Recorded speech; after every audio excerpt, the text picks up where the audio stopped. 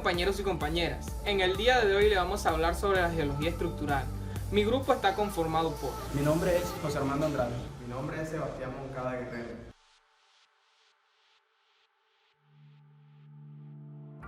Y mi persona, Leonardo de Armas. Espero que les guste este video. Definición de la geología estructural. La geología estructural tiene relación directa con la disciplina geológicas como la mecánica de suelos, mecánica de rocas y la geotecnia. Es bastante importante para entender el origen y la formación de los yacimientos, entender el modelo subtopográfico que se formó en la superficie. En ingeniería civil es base de los proyectos de construcción como las edificaciones, puentes, carreteras, represas, etc. Y como prevención y mitigación de todo lo que ocurre en el entorno geológico. Tipos de esfuerzos. Vamos a hablar sobre dos tipos de esfuerzos. Es aquello cuando se le hace referencia a una presión ejercida sobre una roca. La unidad de medida habitual es kilogramos sobre centímetros cuadrados. En la naturaleza depende mucho de la dirección de las fuerzas aplicadas y el esfuerzo. Puede cambiar este tipo de esfuerzo. Allí se encuentran variados como la compresión, la tensión y la cizalla. Vamos a hablarles sobre el tipo de esfuerzo compresión. Esfuerzo la que son sometidas a la roca cuando se comprimen por fuerzas dirigidas en una dirección contraria a lo largo de la misma línea. Cuando los materiales se someten a este tipo de esfuerzo, tienden a cortarse en la dirección del esfuerzo mediante la formación de pliegues o fallas según su comportamiento, si es dúctil o frágil. Pero eso vamos a hablar luego de explicarles estos tres tipos de esfuerzo. Tensión. Resultados de la fuerza a lo largo de la misma línea, pero en dirección opuesta. Este tipo de esfuerzo actual alarga o separa las rocas. Cizalla. Esfuerzo en la cual las fuerzas actúan en paralelo, pero en direcciones opuestas, lo que da como resultado la deformación por desplazamiento a lo largo de planos poco espaciados. A continuación vamos a ver una gráfica de tipo de esfuerzo, donde se muestra las variables de los tipos de esfuerzo, que son la compresión, la cizalla y la tensión. En la tensión obviamente se ven cuando las dos rocas se están separando por unas direcciones opuestas a la roca, la cual alarga este tipo de roca, y hay tres formas de alargarse o pueden cortarse según la gráfica. Vamos a explicarle de forma breve qué es una roca dúctil y una roca frágil. Obviamente las rocas frágiles son las que demoran menos tiempo en deformarse. Las dúctiles son rocas que permiten una deformación permanente en la roca. Ahora vamos a hablarles sobre la deformación de las rocas. La deformación de las rocas es un término general que se emplea para referirse a cambios de la misma en la forma y o volumen que puede experimentar las rocas. Como resultado del esfuerzo aplicado a una roca puede fracturarse o deformarse, formando un plegamiento. La deformación se produce cuando la intensidad del esfuerzo es mayor que la resistencia interna de la roca. Las condiciones y ambientes de deformación de las rocas son muy variados, ya que pueden encontrarse desde niveles muy superficiales hasta los 40 kilómetros de profundidad. Generalmente las condiciones de presión y temperatura bajo las que se desarrollan son hasta los 10 kilobares y más de 1000 grados para poder interpretar las condiciones de deformación de cada estructura. Es imprescindible asociarla al nivel estructural. Niveles estructurales. Se entiende como nivel estructural a las partes en las que está dividida la corteza terrestre, según el tipo de deformación dominante que se encuentre. Bajo este concepto podemos definir tres grandes tipos de nivel estructural. El primero es el nivel estructural superior, que es aquel que se encuentra localizado en la superficie del terreno, según la localidad donde se encuentre, hasta la cota 0 metros, es decir, bajo el nivel del mar. En este nivel estructural predominan las fallas y las rocas tienen un comportamiento frágil debido a que las presiones y las temperaturas son bajas. El segundo es el nivel estructural medio. En este nivel se encuentra localizado entre la cota 0 metros y los 4000 metros de profundidad. En este nivel, las rocas tienen un comportamiento dúctil porque las presiones y las temperaturas son algo mayores. Y el último nivel es el nivel estructural inferior. Este nivel se encuentra localizado entre los 4.000 metros de profundidad hasta los 8.000 u 10.000 metros de profundidad. En esta zona se encuentra el proceso llamado metamorfismo y también se divide en dos, que son la superficie y la parte inferior de esta zona, en la que la parte inferior se localiza la fusión de la roca. Tipos de deformación. Según el comportamiento que tiene una roca, se pueden distinguir dos tipos de deformación: la deformación elástica y la deformación plástica. Bueno, en la deformación elástica, cuando a una roca se le aplica un esfuerzo y luego de un tiempo a esa misma roca se le deja de aplicar ese esfuerzo, la roca recuperará su forma original, teniendo un comportamiento dúctil, es decir, que está simulando a un elástico.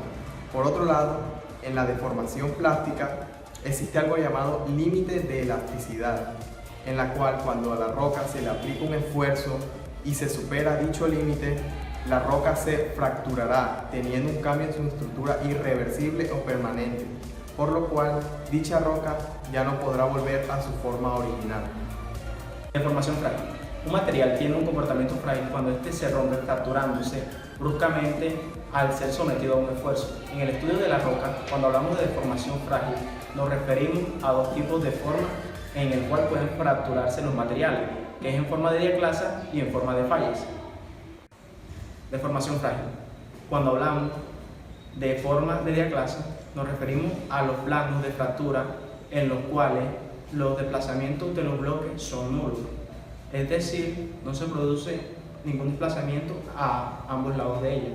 Cuando hablamos de forma de falla, nos referimos a las discontinuidades en la roca a lo largo de las cuales existe un desplazamiento diferencial significativo. Partes de una falla.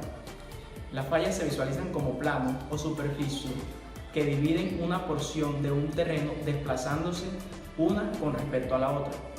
Esto se hace de manera vertical, de manera horizontal o en ambos sentidos. Los elementos que componen la falla son: plano de falla, es la superficie de la ruptura sobre la cual se produce el movimiento de un bloque sobre otro. Labio levantado, porción del terreno con un movimiento ascendente con respecto al labio hundido. Bloque hundido, es el movimiento del terreno de manera descendente con respecto al labio levantado. Salto de falla, es el desplazamiento de un bloque sobre otro, medido en las componentes horizontales y verticales. Techo de falla, el techo de falla es la superficie rocosa que está inmediatamente por encima de la falla. Muro de falla, es la superficie rocosa que está inmediatamente por debajo de la falla. Cruzamiento de falla, es el ángulo que forma el plano de la falla con un plano horizontal imaginario, medido desde el punto máximo de su pendiente. Brecha de falla, material con aspecto caótico que se encuentra en el plano de la falla, ya sea por el desplazamiento y la presión que actúan sobre los dos bloques. Estrías de falla, son las estrías causadas en el plano de la falla por la presión o la fricción entre dos bloques. Dirección de la falla, es el ángulo que forma con el norte geográfico la línea que intersecta el plano horizontal imaginario con el plano de la falla. Los pliegues y sus tipos. Una roca se pliega cuando la superficie de referencia donde se encuentra está definida como una superficie plana y pasa a ser una superficie curva. Esto más que todo se debe a la variación entre el cruzamiento y la compresión lateral que recibe la superficie. Este tipo de pliegue se nota demasiado en las rocas sedimentarias, debido a que estas están estratificadas una sobre otra en forma de planos, por lo que al aplicarse una compresión lateral o un cruzamiento mayor, estas tenderán a plegarse. En cuanto a las rocas ígneas, cristalinas o de grandes masas, es muy difícil distinguir el plegamiento debido a la estructura en la que están formadas estas rocas. Partes de un pliegue.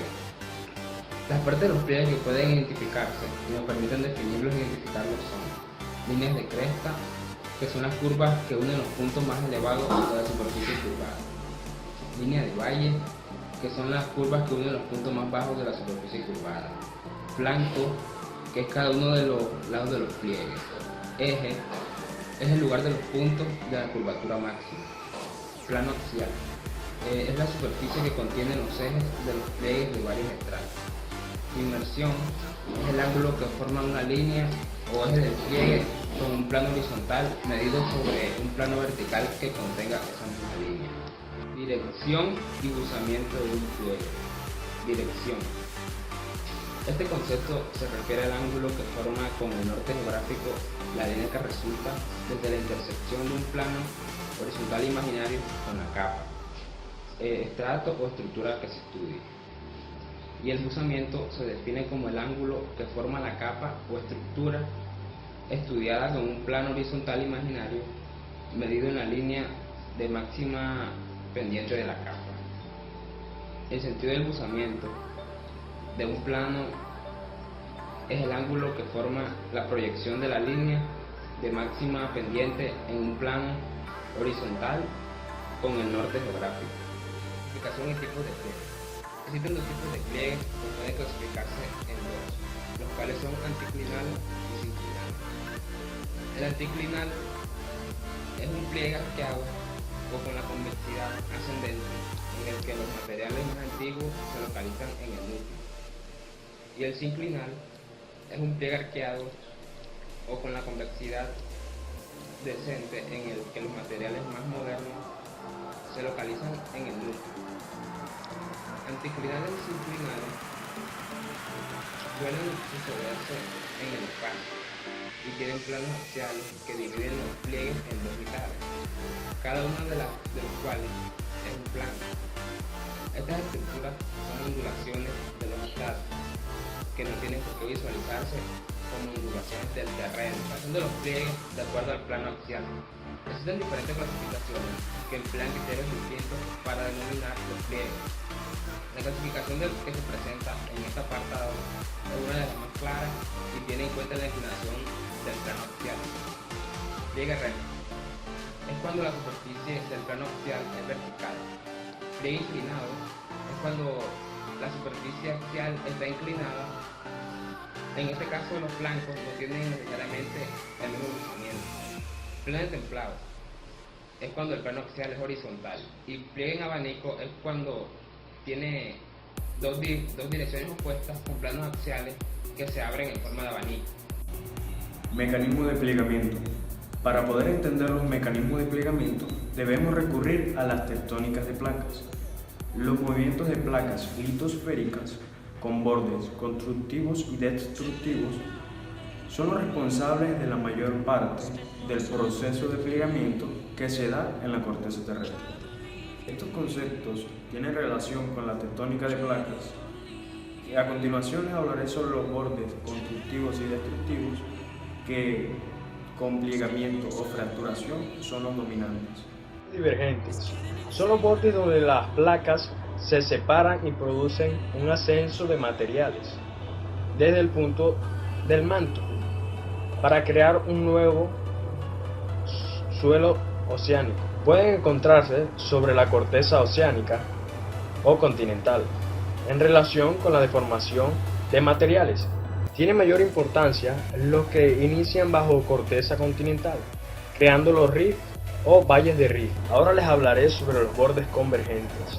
Las zonas de convergencia de planos son las zonas de las litósferas que subducen en el manto o crean grandes cadenas montañosas por el choque entre placas. En la zona de subducción se produce la fusión de placas litósferas, originando magmatismo, que al intruir en la corteza puede crear deformación a los materiales que atraviesan. Deformaciones frágiles, fallas y diaclasas. Un material tiene comportamiento frágil cuando se rompe fracturándose bastante tras ser sometido con un esfuerzo. Cuando en el estudio de las rocas se hace referencia a la deformación frágil, se apunta a la fracturación de los materiales en forma de diaclasas o fallas. Asociaciones de pliegues y fallas. Vamos a hablarle primero sobre la asociación de pliegues. El ejemplo más sencillo de la asociación de pliegues es la relación entre anticlinales y sinclinales, que es una combinación de estructuras que suelen aparecer juntas en la mayoría de los casos. Este tipo de relaciones en la naturaleza se complican extraordinariamente desde el momento que podemos combinar diferentes buzamientos de los flancos de los pliegues e incluso introducir fracturas del sistema. La asociación de pliegues más complejas suelen relacionarse con los mantos de cabalgamiento. Es frecuente encontrar asociaciones de fallas en lugar de estructura tipo graben y horst y mantos de cabalgamiento. Vamos a hablarles sobre los graben y horst. Los graben y horst son estructuras que suelen localizarse en el contexto de la tectónica de placas y se caracterizan por tratarse de zonas hundidas o valles alargados. Ahora vamos a hablarles de los mantos de cabalgamiento. Los mantos de cabalgamiento son un tipo particular de falla inversa con desplazamiento vertical que se realiza a través de un plano de fractura de dimensiones regionales y con buzamiento que suelen ser inferior a los 45 grados centígrados. Espero que les haya gustado el videoinforme sobre la geología estructural, que fue lo explicado anteriormente. Muchas gracias por la atención prestada.